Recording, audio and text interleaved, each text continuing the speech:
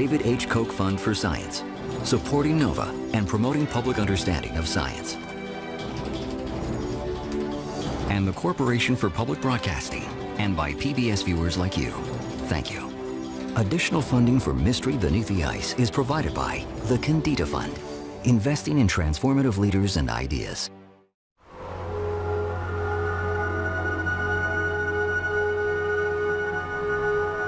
This is the Antarctic ice pack in the dead of winter.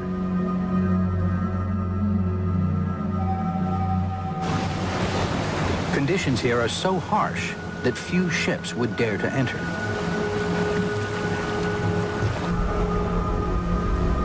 But this icebreaker is taking a group of scientists on a mission.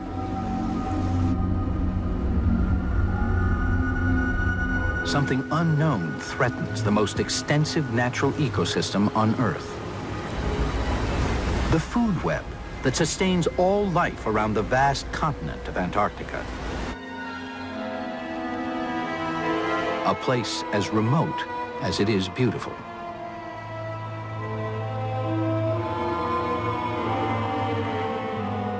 The early explorers called Antarctica the land of the gods. And the first time you come down here, that's pretty much how you feel.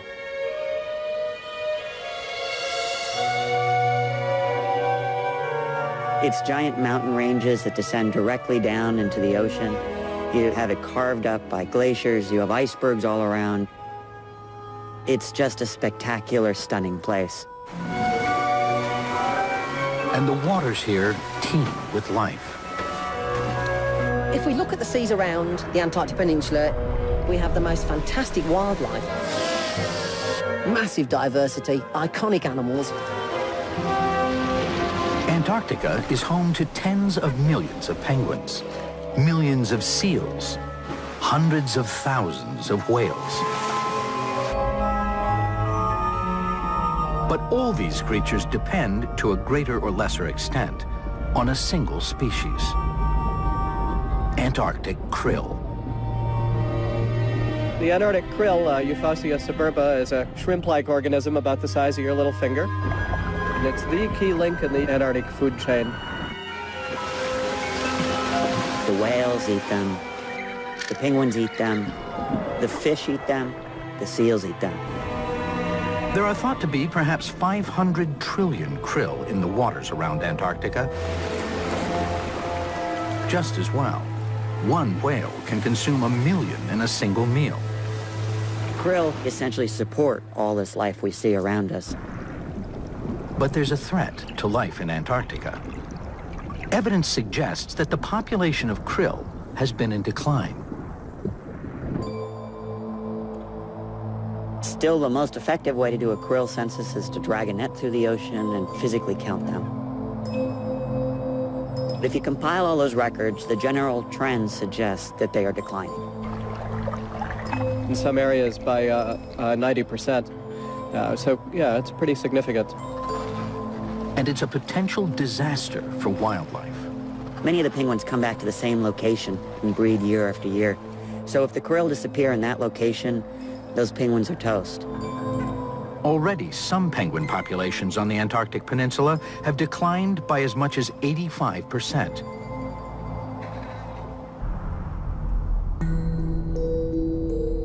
Wildlife populations on the peninsula, an important breeding ground for many animals, are intensively monitored by scientists, such as those based at the British Antarctic Survey Station at Rothera Point on Adelaide Island. Rothera is a phenomenal place to come and work. All stations, stick to Bravo, Bravo on final runway 36. And it's phenomenal because what you see in the life here, you don't see anywhere else. If we look at the seas around the Antarctic Peninsula where we are now, then the areas on this part of the Antarctic, along the peninsula, are probably the biggest breeding ground for Antarctic krill. That's why we have the most fantastic wildlife in this part of the world. Krill are a key link that connects top predators such as penguins and seals with the base of the food chain. Here, As everywhere in the oceans, that consists of algae and other microscopic floating plants, called phytoplankton. In the summertime here, we have very, very intense phytoplankton blooms. And they're so intense that the visibility for divers is very poor. The sea at the moment is like green soup. That green soup is absolutely the bottom of the food chain that provides the energy for everything else up in the levels of the food chain. Like plants on land, phytoplankton harness the sun's energy to make living tissue from carbon dioxide dissolved in the water. They're then eaten by krill and other small marine animals, and the krill then become a key food source for the top predators. We've seen krill swarms going through in massive clouds, all feeding on that massive density of phytoplankton. And the reason these waters are so productive in the summer is that the days are so long. In mid-December, below the Antarctic Circle, the sun never sets, and phytoplankton can grow 24 hours a day. But as summer turns to winter, the days rapidly shorten, until by April, starved of sunlight, virtually all the phytoplankton in the water column have died off. In the wintertime, the phytoplankton, the bottom of the food chain, just about disappears. You might have visibility like 100 meters maybe. It's like flying through the air, or it's like diving in gin because it's so clear. So the differences between seasons here are greater than anywhere else on Earth, and as a scuba diver, they absolutely hit you in the face. Most krill are spawned when the seas are still full of phytoplankton. But to reach maturity, they will have to make it through their first winter, a period when there will be little or no phytoplankton for the young krill, called larvae, to feed on. This is the most vulnerable part of a krill's life cycle, and researchers suspect it is the most important factor determining krill population. But to test their ideas, they need to make observations in Antarctic seas in the depths of winter. And that's cold, difficult, and even dangerous.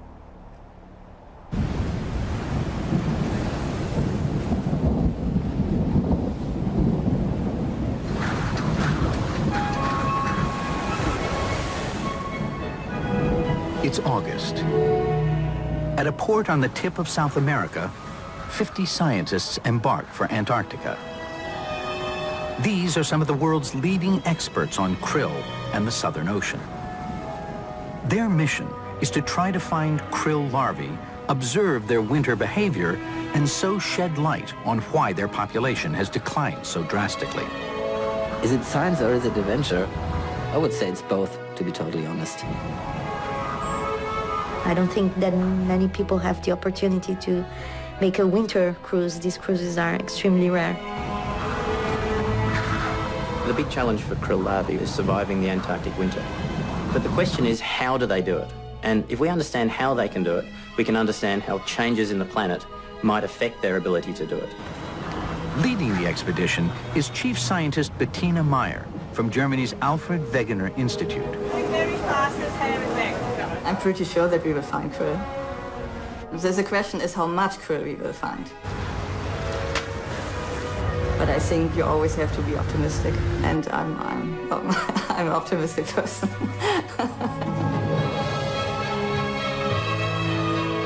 The scientists are aboard the German research vessel Polarstern. She's a scientific icebreaker, specially adapted for work at high latitudes.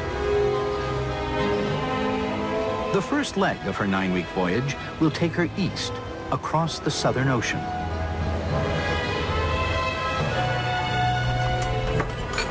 During this part of the expedition, the scientists plan to deploy a specialized fishing net called a rectangular midwater trawl. The goal is to gather data on how many krill are to be found in these waters in winter. It has multiple nets, 3 big ones and 3 small ones, so it's pretty complicated to string it all together. Talking about the length. The big nets are working well, and we still have a small problem with the small nets. Wait, they need to come down, yeah? Well, it's never easy to find krill. On another side? Because you'll come along on one voyage and you'll sail through a sea of red. You know, you can have super swarms of krill 100 kilometres long. And then you can sail through another 100 or, 500 kilometres of ocean with nothing.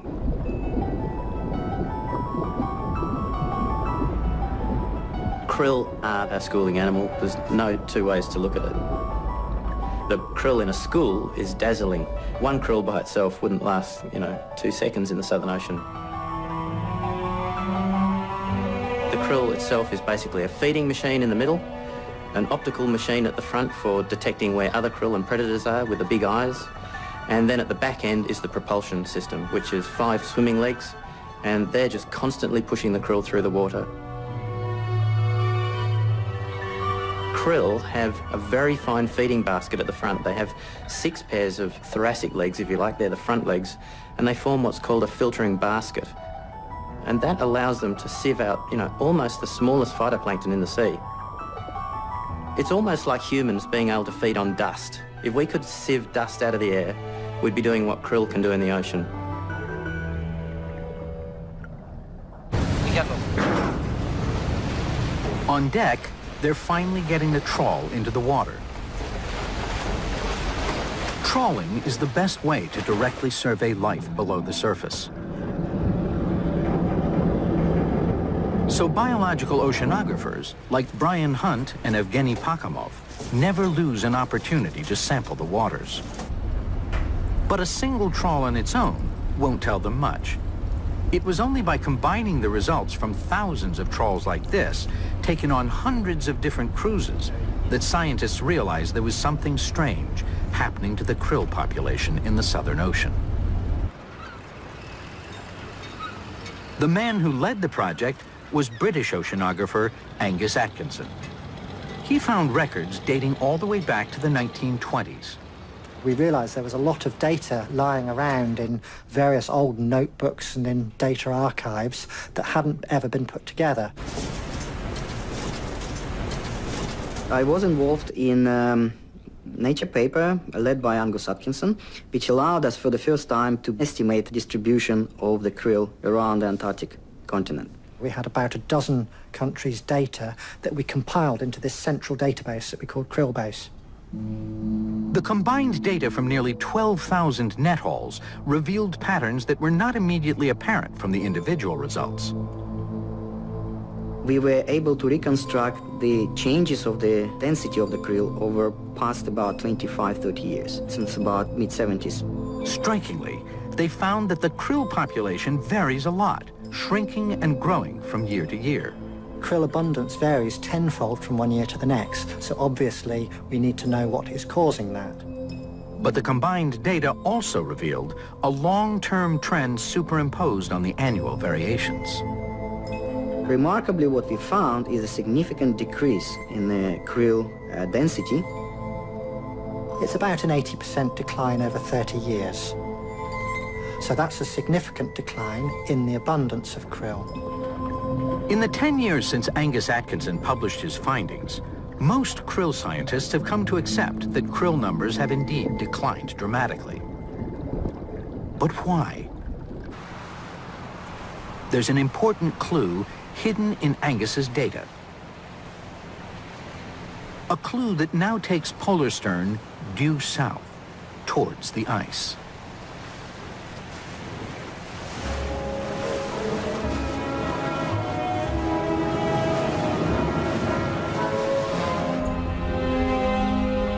As she approaches Antarctica and the temperature drops, the sea begins to freeze.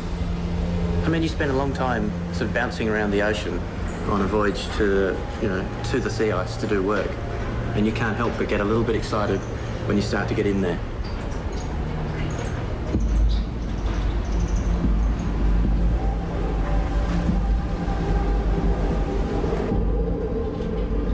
This is the marginal ice zone, a wide region where dangerous icebergs lurk, disguised by the ocean's swell.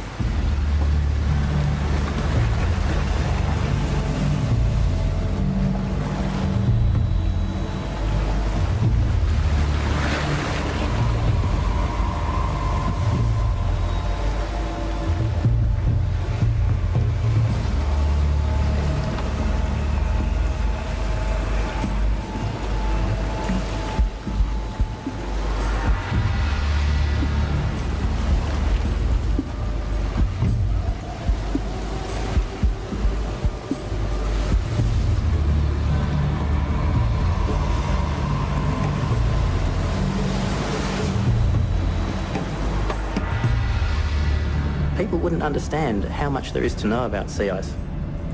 They just say ice, it's ice. Well, it's not, and it really is quite extraordinary what there is to learn about it.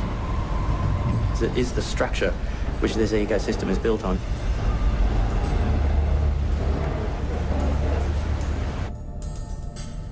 Each winter, the Southern Ocean freezes over, and the whole ocean environment changes dramatically. This animation of satellite data shows how the ice grew out day by day in the years 2009 and 2010. The sea ice extent goes from 4 million square kilometers in the summertime to 20 million square kilometers in the wintertime. So it's absolutely massive. So over a period of 6 months, the size of Antarctica, if you like, more than doubles. So it's an enormous change to the environment. How far the sea ice extends varies from year to year. And analyzing their data, Angus Atkinson and Yevgeny Pakhomov found a link between these annual variations and krill population. In a Nature paper, we tried to find some mechanistic explanation for the decline in the krill abundance. The best correlation has been found with density of krill and with the ice coverage. When there was a large increase in the population size of krill in a particular year, we found that 6 months before that, the previous winter, there was a heavy sea ice coverage in that sector. It looked as if the size of the krill population depended on the extent of the ice. But it wasn't clear exactly how it depended on ice.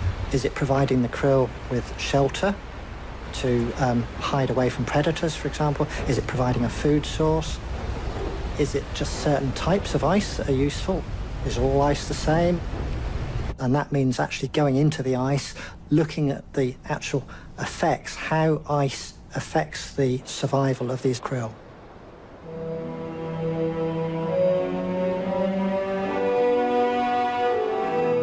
After 24 hours of careful steaming through the marginal ice zone, polar stern enters the pack ice.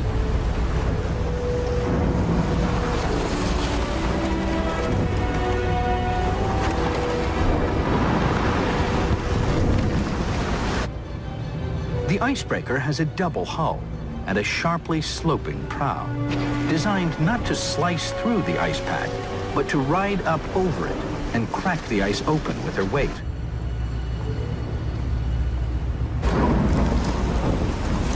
Even after 80 years of krill science, it is quite unclear where krill is in wintertime. And I guess that is one of the main topics of this voyage of Polar Stern in the Antarctic winter, to just look under the ice. And that means diving operation. The plan is to dive beneath the ice to search for krill and film their behavior. But to make sure they are observing undisturbed animals, they'll have to venture at least half a mile from Polar Stern and the noise of its engines. So they need to find an ice floe thick and stable enough to support a dive camp away from the safety of the ship.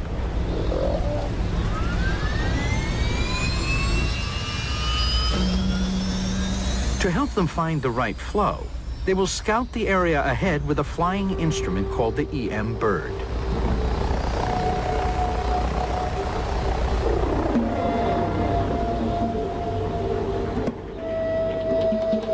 The Bird carries two precision instruments, a laser that measures the distance to the surface of the ice floe, and another instrument which measures the distance to the seawater beneath the ice. The difference is basically the ice thickness. So for us, ice thickness means ice plus the snow on top.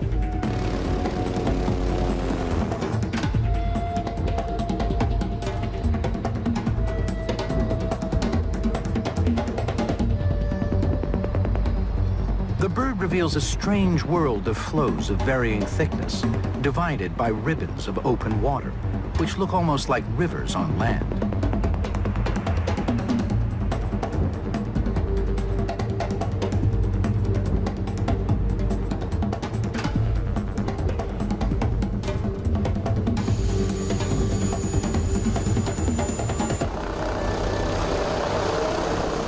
Thanks to the bird, team members identify thicker flows to the south. And by the 31st of August, 2.5 weeks into the expedition, the ship is stationed next to a flow they believe will be safe. Now, it's time to find out for sure.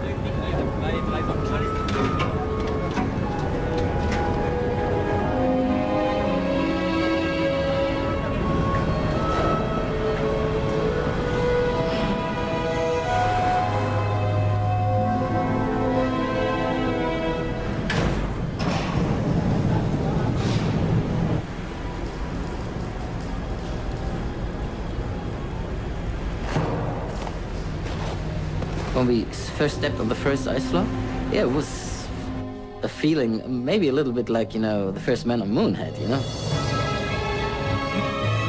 Maybe the first step on a very new piece of land or something. It was exciting.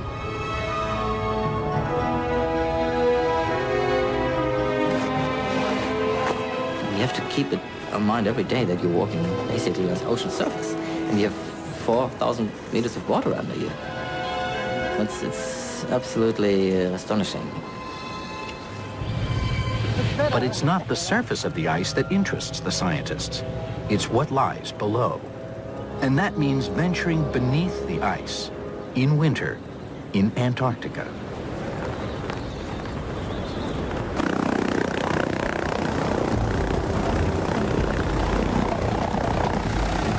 You have an environment which is super icy and has temperatures about -10, -20, -30 degrees. We have to have a big dome tent where the divers can operate sheltered away from the wind and from the quite fast changing environment. Only Uli, the dive leader, has any experience at all of diving beneath sea ice.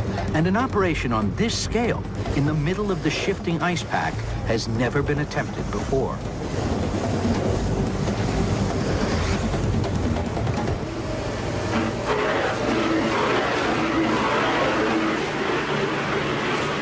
As the drill breaks through the ice, a momentary silence comes over the team.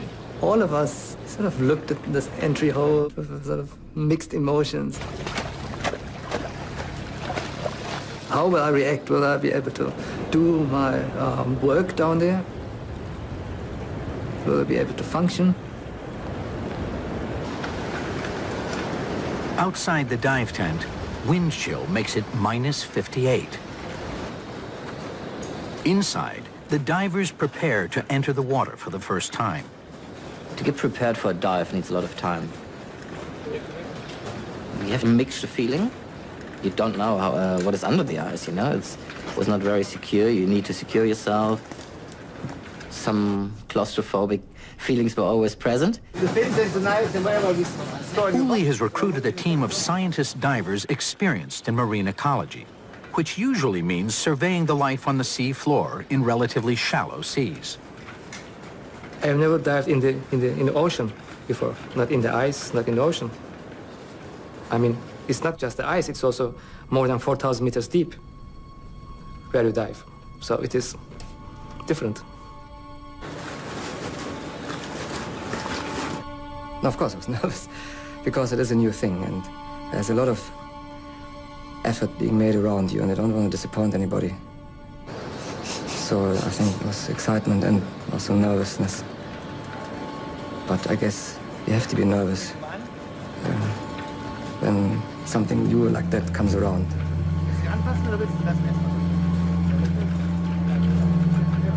It is quite hard in the first stage to find the way to jump in and to feel happy. It is quite a hard psychological moment in the first dives to come over this point. What you see is a black hole, which looks really a little bit like the entry in the underworld.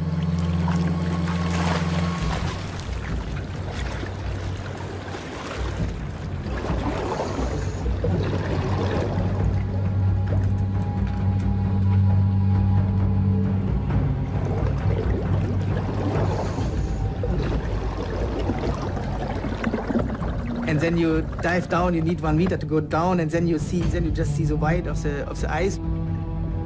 But then you come under this and then your eyes are looking in a distance and you have the idea that you can look more or less in all directions without limits. That's stunning.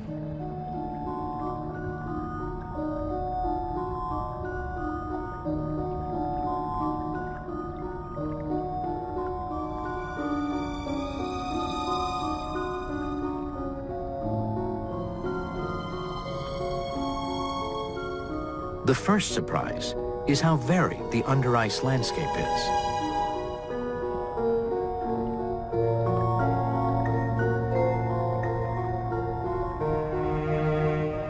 The under-ice landscape is full of colors, full of light, full of life. It's like you step into a forest. It's very diverse and it's beautiful. On the surface, a thick layer of snow makes the flow look fairly uniform. But underneath, the scientists can see that the flow is really a collage of hundreds of pieces of ice of different sizes, shapes, thicknesses, and ages. In some areas it's very smooth, in other areas there's an overrafted piece of ice sticking out, and it's very variable and different and something new every time you look. And of course the light is quite nice because it changes with the thickness of the ice in intensity and color. It's almost like an out-of-body experience. Down there under this cathedral of ice with all these different colors. And it's almost like psychedelic. Even though it is expected, they are struck by just how clear the water is. It shows that there's very little phytoplankton in the water column. But there are a few krill in the water, though they're hard to see. So the question is, what are they feeding on?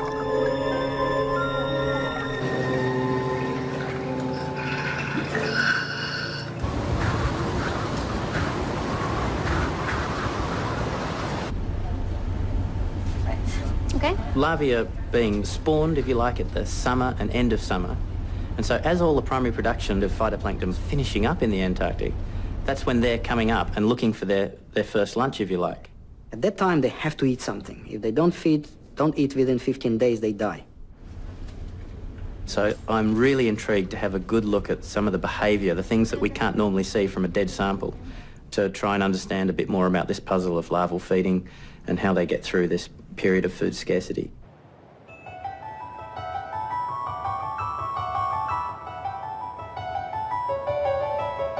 The second day of diving operations. But even before the divers get into the water, they spot something quite remarkable. Thin ice has formed over the dive hole, and it gives them a completely unexpected view of krill on the underside of the ice. When I saw the first larvae under the ice and how they behave, I was really amazed because you start to understand the system, how it works. So why sea ice might be important for the larvae. They are actively feeding. They're scooping something from the surface of the ice.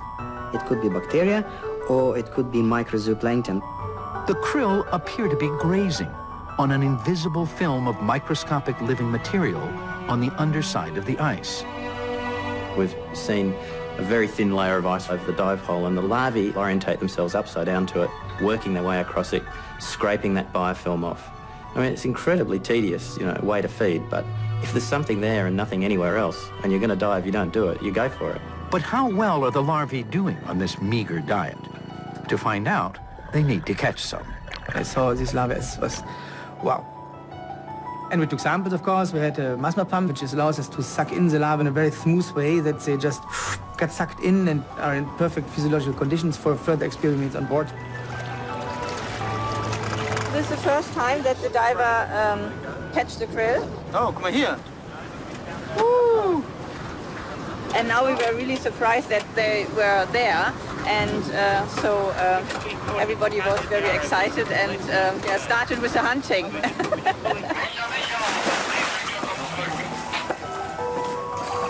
It's quickly apparent that the behavior they saw under the dive hole is not unique. In every direction, the divers find swarms of krill doing the same thing. For me as a krill biologist, it was absolutely awesome to see actually how krill larvae really live, how they live in their environment, how they hide during the day in these little caves, and how they feed from the ice surface. It was absolutely beautiful. Yeah, that was the first time where I really saw a sort of one big swarm of krill hanging under the ice. Right? And there were just so many of them, and they were all closely attached to the ice. I was really overwhelmed. When you see the animal you work with in a natural environment with a natural behavior, and this is breathtaking. There are millions of square kilometers of sea ice around Antarctica. If this flow is in any way typical, there must be trillions upon trillions of krill larvae feeding on the underside of the ice. And experiments with the larvae they've caught prove the krill are not just surviving, they're actually growing.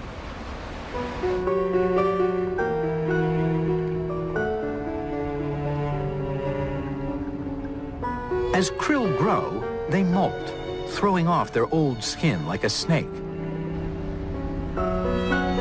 By comparing a molt with the individual that has just discarded it, Rob King can determine the rate of growth. What we found for this ice station is that the krill are growing at about 5% per molt. So if they're molting every sort of 20 to 30 days, yeah, that's doing all right for a krill, considering it's winter. They're typically in summer, you can find them growing around 7 or 8%. So these krill that we've got here were doing very well until we got them. But what exactly are the krill eating?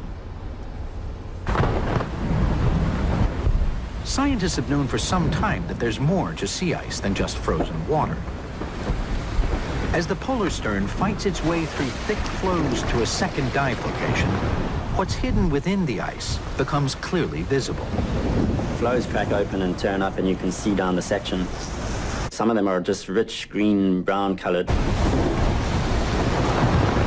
That color is the color of life, phytoplankton in the form of algae. I get always excited when I see this colored ice, because sometimes you have ice algae biomass in such high concentration that actually the ice turns brownish. These are the pigments of the algae. These algae, frozen into the ice when it formed at the end of summer, will play a vital role in restocking the ocean with phytoplankton when the sun returns. So when that ice melts in summer and the phytoplankton drop into the ocean, the nutrients are there, and off they go, boom, off goes the ecosystem. So the ice actually preserves the base of the food chain through the long Antarctic winter, ready to bloom again when summer returns. This gigantic phytoplankton popsicle also helps to keep krill larvae alive through the winter. And that may be why krill are struggling.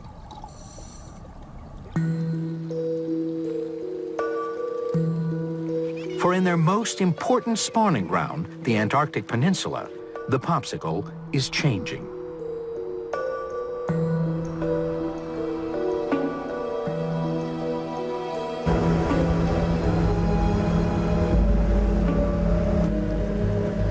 So we've travelled 6 or maybe 7 miles from the British Antarctic Survey Station at Rother Point on the Antarctic Peninsula, through fields and fields of sea ice, and we've arrived here, and this is the Sheldon Glacier. When I first came here 20 years ago, the ice that we now see as this Sheldon Glacier behind us stretched more than 2 miles in that direction. So not this headland, but the one beyond it, and all the way across the bay was under ice, under a glacier. Maybe 500 feet of ice was here. So somewhere in the region of trillions of tons of ice have disappeared from this bay. And we're now sitting in open water that would have been under hundreds of feet of ice. And it's absolutely astonishing to be doing that in the time that I've been coming to this station. It's an absolutely stark reminder of the change that we're getting along the Antarctic Peninsula following this warming that we're getting from climate change.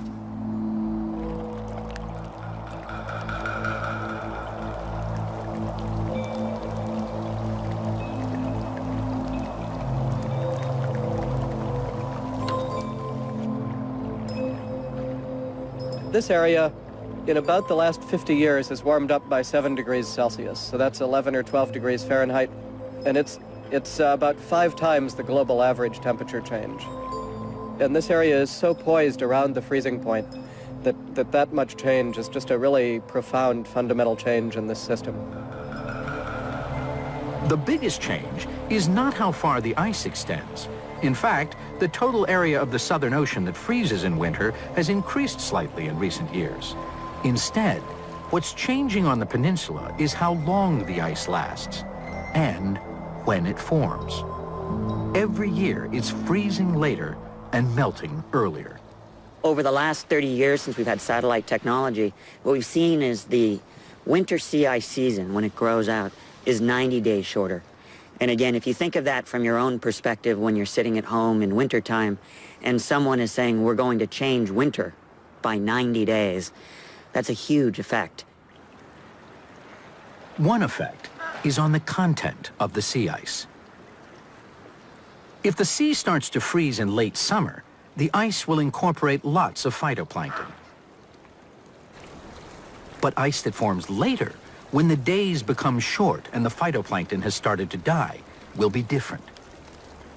It will lack the biomass that krill larvae need to survive to adulthood and complete krill's reproductive cycle. The krill need the ice to breed, and so if you shut it down, you essentially remove that breeding location. And then that has an impact through the rest of the food web. So what does the future hold for krill and all the other animals that depend on them? The answer will lie in how well krill can adapt to the shifting ice season. Will their life cycle and behavior evolve fast enough to track a changing climate?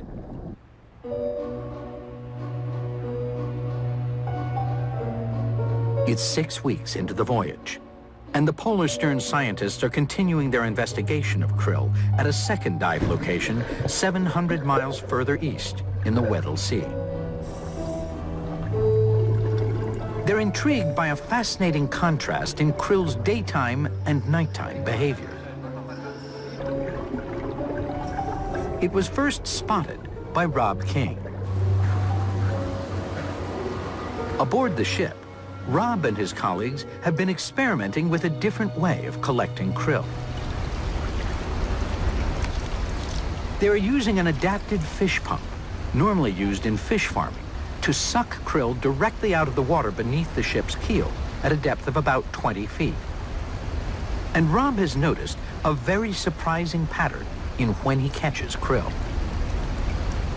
Yeah, so we're doing this round the clock, and we're finding that there's nothing turning up for much of the day, and then at this specific time, and it was within 2 minutes of the same time as last night, out comes this flood of larvae. I just wanted to show that this is the situation that we found yesterday. So very exactly at 7:22, the larvae appeared here in the fish pump, and it's a pretty clear signal exactly at sunset, and then with sunrise, the signal went off, so no larvae appeared anymore. At sunset, we have a peak in catch rate, and then it falls off to a sort of a 1/3 level, and then just before sunrise, we see another peak. That's the other peak, and then it drops right off to maybe only catching 1 or no larvae an hour, compared to the high points, which are like 100 larvae an hour. So these are big differences. So what's going on? Out on the ice, the divers suggest an answer. Krill only seem to be associated with the ice during daylight.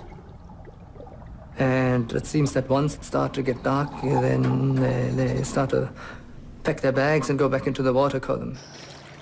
The divers see signs of a daily migration into and out of the water column, and hence the reach of the fish pump.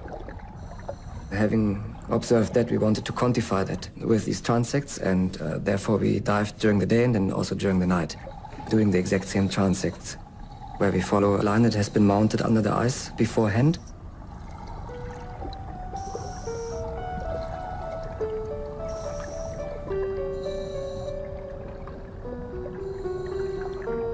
You can see the different footages. During midday, the krill are really sitting on the ice and the little larvae feeding on the ice. And then later during the day, between 4 and 5 o'clock, towards sunset, then they start sort of dispersing. And in all our night dives, we have never seen krill on the ice, and none of the areas, none of the dives. So that's a pretty straightforward result.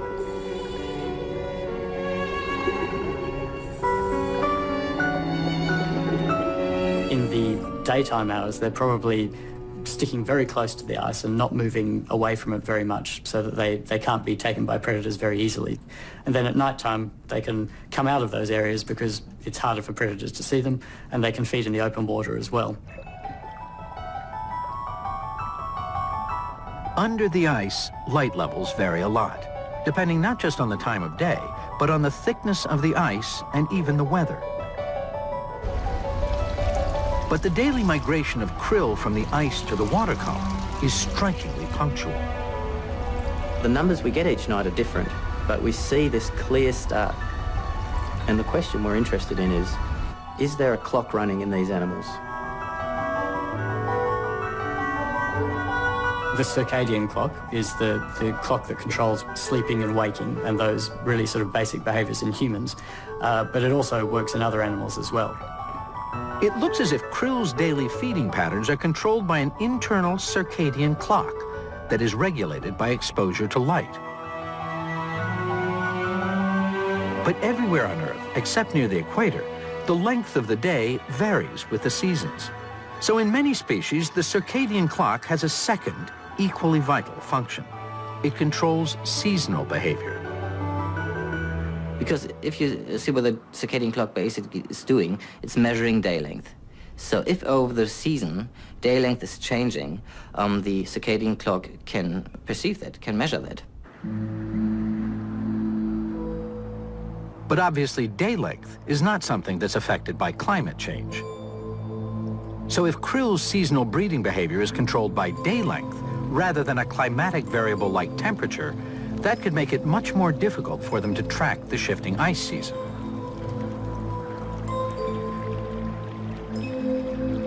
All the organisms in this ecosystem have their life cycles synchronized and attuned and adapted to the rhythm of the sea ice. And what's happening now with climate change is that that's changing. The duration of sea ice is getting less over time. So it advances later and it retreats earlier. And of course the organisms are pretty hardwired to that original timing. And so as the sea ice changes, literally the habitat of the krill and other organisms is melting away.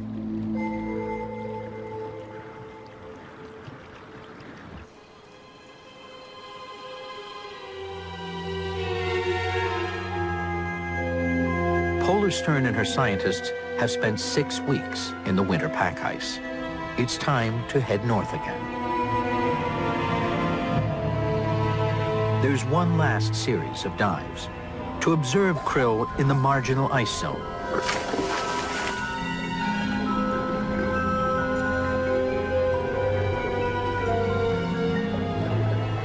The scientists have learned a lot about the importance of sea ice to krill and how that has made them vulnerable to the climate change caused mainly by our burning of fossil fuels.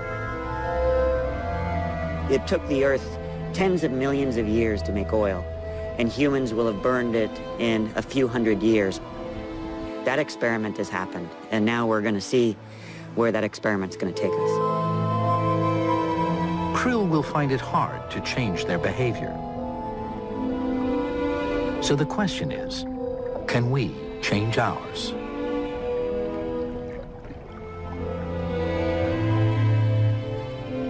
I think the really important thing to get hold of is that we are at a point now where we can understand our ecosystem like we've never understood it before. And we really need to pay attention to what we're learning from it. Super stunning. Hundreds and millions of larvae hanging around under the ice, all in the caves and sheltered areas. Swarms and swarms full of larvae sheltered away. Super, super cool dive. Really one of the best at it. Just stunning.